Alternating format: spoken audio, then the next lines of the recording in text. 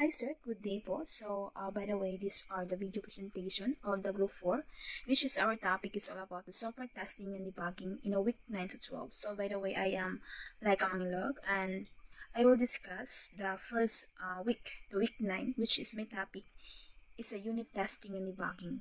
So, let's proceed to the next slides.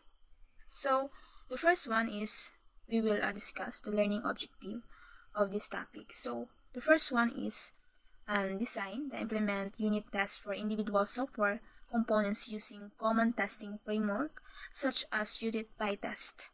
The second one is the difference between system testing and integration testing, understanding their respective roles in the software lifecycle.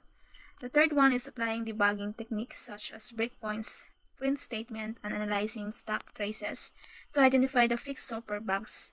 The fourth one is to apply best practices for software maintenance, including regular updates, patching, documentation, and changes.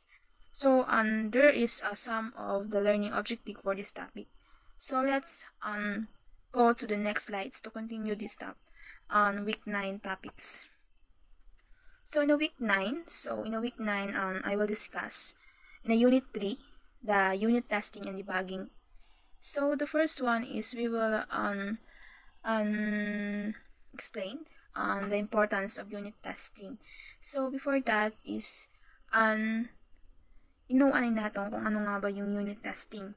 So, unit testing is ensure that the code works unexpectedly before bugs become harmful. So, the next one is verified individual units of code. So, the unit testing man is may benefit man ni Mau kasi sinasabi dito na early bug detection and quicker feedback loop, improve code quality and maintainability, increase confidence in code changes, save by the time reducing debugging effort. So, ibig sabihin is ang unit testing isa nga imo ka proseso na kung siin inassure yung ginana or gatiyak yung ginana kung ang imo ba nga code nito is may anang nga ba nga error kung siin ginakaya adya ginana to para hindi na lumala araw hindi na lumala araw mga error na kasi haron nagiging way para hindi magana rin sa ka system. So, yung mga benefits na nga meron yung unit testing is unang-una is early bug detection. So, ibig sabihin na is natutukoy agad yung mga bug or mga bug na kasi weak lagi na naro feedback loop. So, the next is pinapabuti na lokalidad it code. The third one is increased confidence and the fourth one is the save time by reducing debugging effort. The next one is unit testing the AAA structure. So, AAA structure stands for arrange, act, and assert. So, haron nito ay ibig sabihin AAA structure na kung saan ginagamit natin imo para ma-structure yung mga data na atong gina-install sa aton nga magiging system. So, AAA, the first one, A, stands for arrange. Arrange is, ibig sabihin is paghahanda. Paghahanda or inahanda natin ng mga kinakailangang datos or ginakailangang mga data na needed at aton nato nga develop. So, the next is the act, is using the code. So, isin sa gawa code. So, yakaragon pumapasok ang mga function or mga method na ginagamit natin. The next one is the assert, pagpapatupad. So, sinusuri ang mga resulta sa ginagawang datos. So, may benefit man unit testing. So, here are some benefits. Faster debugging and reduce cost by bug fix. Improve modularity and design. Serves as documentation for the code. Catch bugs early and develop avoiding issues later. So, haron ba lang? So, haron isa sa mga benefit unit testing. So, ang tungkol sa next slides. When to write the unit test. So, kailan natin ginagamit yung unit test? So, early in the project, start with unit tests from the beginning. After bug fix and new features, update tests accordingly.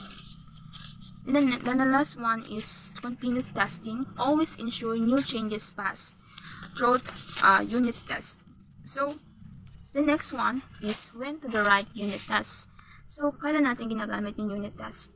My unit tests slow down the develop process. So in reality, they save time in the long run. Then next is writing unit tests is hard. So napakahirap daw ng magsulat or magsagawa ng isang unit test. In reality, it is easy to learn and help developer to all levels. So napakalaking binibigay ng unit test sa mga developer. So the next one is the unit testing is time consuming. So napaka-time consuming yung ang pagsagawa ng unit test. But in the reality, it reduces debugging time later. So napakalaking tulong ang unit test sa pagsagawa or magpag-develop ng isang system.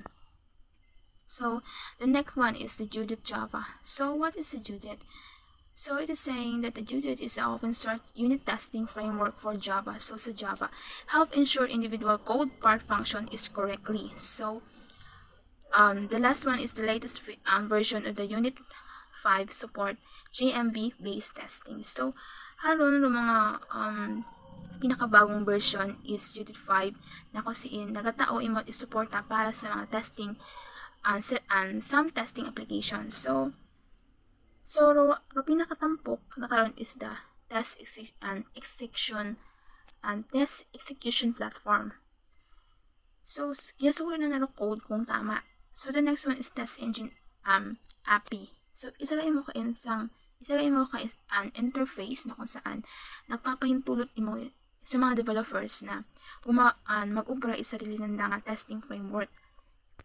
So the next one is the PyTest Python. So what is the PyTest? So PyTest is a testing framework using boilerplate code, support unit integration, and function testing. So here are the key features. So the key feature is the test discovery, feature and parameterization, plugins for extended functionality. So Selenium. So what is the Selenium? So Selenium is also an open source framework for automating web applications. So when we're creating a web application, we can use Selenium. Selenium is a user interaction. So the key tools when we use Selenium is Selenium IDE, WebDriver, and the RC. So ayan yung mga application or mga IDE na pwede natin gamiton sa when we use Selenium. So here are the next topics. So the testing embedded software simulators. So why use simulators? So bakit natin ginagamit si simulators? Test software without requiring physical hardware, accelerate, develop, and feedback, ensure portability and early error detection. So may mga benefits man when we use a simulator. So the first one benefit is reduce hardware integration time, cost-effective, avoid expensive prototype, safer, avoid risks or hardware failures during test. So the next one is the techniques of simulator and simulating embedded software.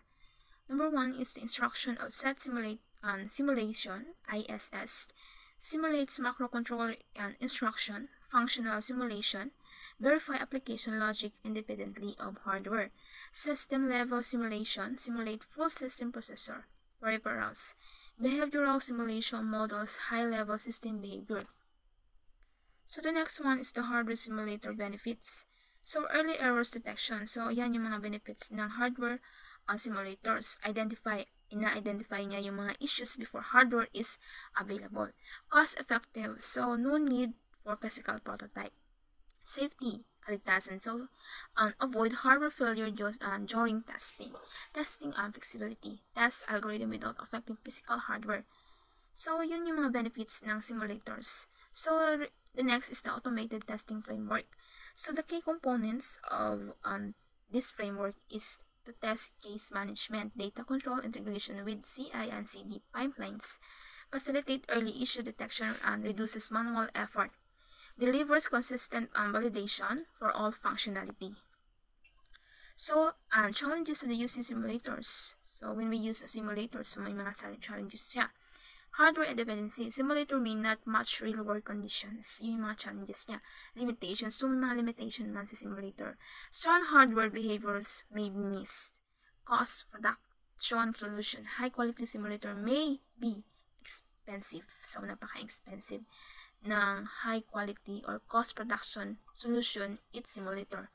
So, example na so when we do or when we created scenario for this week 9 topic. So, yung una-una niya or yung scenario niya, ang binigay namin scenario is yung automated home lighting system. So, when you develop a home lighting system, so ito yung mga kinakailangan niya. Yung sensor, motion detection or pair, macro controller, control light based on input, lights, small smart bulbs of switches, UI, web or mobile app manual control. Yun yung mga ginagamit when we develop this kind of system. So the unit testing, so sensor producing, when we use a unit testing, sensor data processing ensure accurate sensor reading, light control logic validate light control, UI testing simulate user interaction for correct functionality. Yun yung mga ginagamit when we use unit testing. So ito yung mga kinakailangan. So the unit testing example when we use Java on Jujet. So here are the codes. So yung code niya is yung functionality or yung nilayunin ng code niya is to yan, giyatuko niya na or tinitiyak na kapag na-detect na rogalaw it macro sensor is automatic lagi imaw na mag-on sa pamagitan it light controller. So haron ana nga code. So sa Python matanga to kaina is ruana nga aron matanga Selenium. So when we use Selenium for this code, code niya na nga is imaw layunin na or code niya na is yung tawag imaw nga automated task gamit it Selenium. So layunin na is yung suri na test kung mag-on row lights is imaw kung mag-on imaw kung row kung sa button mata kung mag-click imaw is kapag the button ay nag-click sa web-based light system. So haron imaron. So when we do a Selenium. So the next is the testing embedded macro controller. So nga karon mata, so haron ana nga code. So makita ninyo ro ana nga code hay imaron no. So sa code nga ron is isang unit test is suri na kung tama man na baga ro pagana it ang firmware isang microcontroller. So layunin na is suriun kung kagana it tama lahat nga firmware microcontroller para sa pag-control it lights. So haron ana nga code. So the last one is the hardware in loop hill and testing. So the goal na is integrate software with the real hardware inputs. Test ensure the system responds correct and system integration testing. Objective na is to ensure seamless interaction between sensor, firmwares, and a UI. Test for failures ensure proper feedback mechanism in case sensor of system failure. So the next one here is week 10. So Miss Rich Alijesuende will discuss all about the week 10 system and integration testing. So hi everyone, I hope you are all doing well. I'm Rich L. Joyce Wante, a writer of this group, and I will be presenting system and integration testing. So in this presentation, I'll cover introduction to testing in the software development lifecycle, focus on system testing and integration testing, exploring functional and non-functional testing, importance of regression and performance testing. So here's system testing and integration testing. System testing verifies the entire integrated system against requirements. Integration testing ensures that individual modules interact correctly. The key difference are system testing is broader end-to-end, while integration testing focuses on interfaces between components. Functional and non-functional testing. Functional testing focuses on validating each function operates per specification, while non-functional testing evaluates performance, security, usability, and reliability of the system. And regression testing ensures that new changes don't break existing functionality, while performance testing assesses speed, stability, and scalability under load. So here's an example about e-commerce website testing. The website system includes front-end, back-end, payment, gateway, and database. Types of testing the system. System testing the full end-to-end checkout process. Integration testing, testing the interaction between components like checkout and payment gateway. Functional testing, verifying core functionality like adding products to the cart. Non-functional testing, testing for scalability under high load. Here's a code example for system testing. The unit test to simulate an entire checkout process, add items, process, payment, and confirm order. Here's the code example for integration testing. Test to verify the integration between checkout service and payment gateway.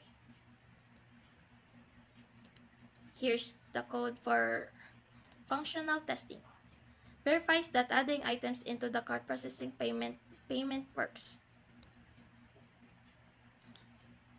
The code example for non-functional testing verifies the performance of the checkout process under a load of 1,000 users. Here's the code for regression testing. Ensures no functionality is broken after new feature, like discount application is added. And that's all. So for the next topic, be presented by Miss Ella Babe Kulindon. So I'm gonna report the week 11 defect tracking and debugging techniques. Common software bugs and debugging techniques. Software bugs are an inevitable part of the software development lifecycle. No code is perfectly crafted at its first go. Bugs, anomalies, and errors need to be identified, recorded, and resolved. Therefore, creating a robust software product requires comprehensive testing and optimization. So here are the most common types of software bugs or defects encountered in software testing so that developers and testers can deal with them better. Number 1 is functional bugs. Daya ang mga function na wagid nga ga-function. At 2 is logical bugs. Daya ay ang mga na misinterpret or ang mga code na mali sa pag-interpret. At next is workflow bugs. Daya man hay about sa pag-navigate. At number 4, unit level bugs. Common bugs man yan. Kundi mo na easy to fix. At number 5, system level integration bugs. Dayang bugs man tanahay gina-refuse or fail imo mag-interact sa kada isa. And out-of-bound bugs. Ga-show up imo pag ang system user interacts with the UI and in an unintended manner. And for the 7, security is a major concern for software development. Security bugs are a major risk for users and should be taken very seriously and resolved. Next is debugging techniques. So here are 3 debugging techniques. Print debugging, imoya ay ang pinakamasimpleng debugger. Usually ginagamit natin niya sa pag-debug ay print. So, number 2 is remote debugging. Daya ay gina-perform ang pag-debug sa mga magkaibang system. Post-mortem debugging is a process of fixing a program after a crash. And using debugging tools, GDB, Visual Studio Debugger, is a crucial role in software development, making the task of identifying and resolving coding issues easier. Debugging involves a process of detecting, assessing, then eliminating errors within a computer program. It may come as no surprise that the time spent debugging can be significantly reduced with the right set of tools. The GDB or the GNU Project Debugger is a tool that allows users to track the activities within a program as it executes, or in a moment of crash. DGB is a versatile tool with strong debugging capabilities and flexibility across multiple platforms and programming language. Next is Visual Studio Debugger. Visual Studio Debugger helps accelerate your edit, compile, and debug loop. Usually, ginagamit natin niya sa debug, syempre. Next is defect tracking using Jira GitHub issue. Jira, ginagamit mo primarily for project management, especially sa mga larger team nga ga-operate mga complex o mga malilusod na mga project. Example kaya ay mga complex workflow nga abuit mga stages. Jira imaw ang ga-create at ka-manage sa mga workflows. Also, Jira have advanced reporting feature, meaning you can create report to track progress, issues, at iba pa. Next is GitHub issues. Since ang Jira para mo sa mga bakol na project, ang GitHub man ay ang kabaliktaran, which is suited mo sa mga maisto at smaller project. Isama mo sa mga simple at user-friendly. In GitHub issues, defects or tasks are tracked with basic features like titles, description, and labels, which help in organizing and categorizing issues. That's all for my topic, and thank you. The next reporter is Mrs. Mason. I'm gonna report the software maintenance and change management. Introduction to software maintenance. Software maintenance ensures stability, reliability, and timely updates to software systems. Key aspects: accommodating changing user needs, fixing bugs, addressing performance issues, and integrating new technologies. Types of software maintenance. Number 1 is corrective maintenance, fixing errors or defects based on user feedback and bug reports. 2. Adaptive maintenance, updating software for changes in the environment, OS, hardware, and dependencies.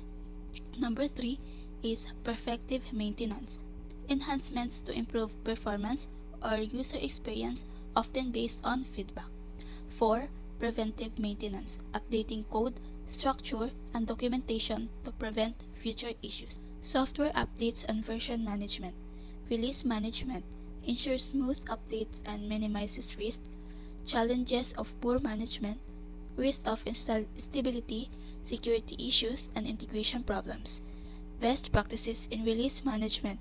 Control process for software deployment. Use of version control system, example Git, to track and manage changes. Firmware updates and OTA or over-the-air for IoT and robotics. Over-the-air or OTA updates enables remote updates, essential for widespread IoT device management. The benefits is fixes bugs remotely, deploys new features quickly, and enhances security without physical recalls. Changes management process. Managing changes in a controlled manner to ensure integration without disruptions. The key aspect is stability and reliability.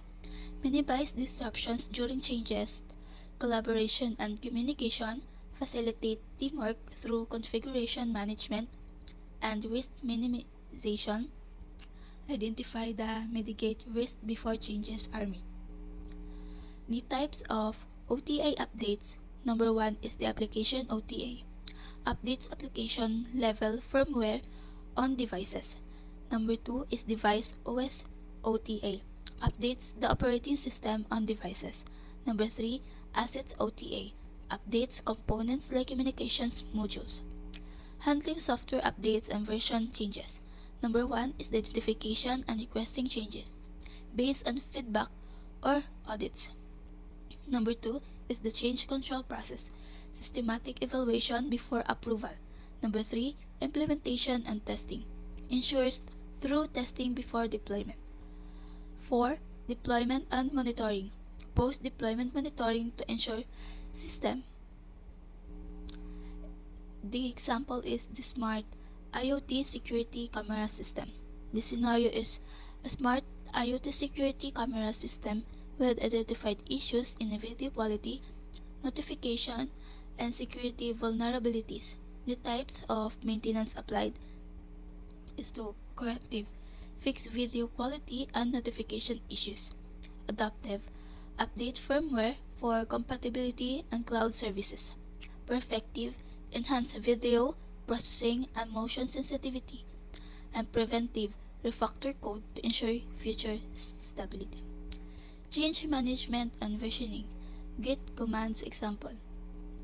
This code shows a common Git workflow for bug fixing, integrating, changing, and releasing software updates. Um, this Git version is nag-allow siya para sa mga developers to track revisions and solve integration conflicts and manage software project artifacts, enable efficient collaboration and experimentation without fear and damaging the source code. Next is the OTA update deployment. The purpose of this code is to send a request to a server to trigger a firmware update on a specific device. And OTA updates are crucial for uploading or updating software on remote devices. And this code allows device management system to remotely tell a device to update its firmware to a specified version using provided URL to download the update. The post-update monitoring and feedback. One is the system health checks, ensures the cameras are working properly. User feedback, collect data from users through mobile apps. Security audits, verifying that security issues have been addressed post-update. Best practices implemented. Change management process. Ensures structured, reliable updates. Automated testing detects issues early. Version control or Git tracks changes and enables easy rollback. DevOps practices supports continuous monitoring and improvement.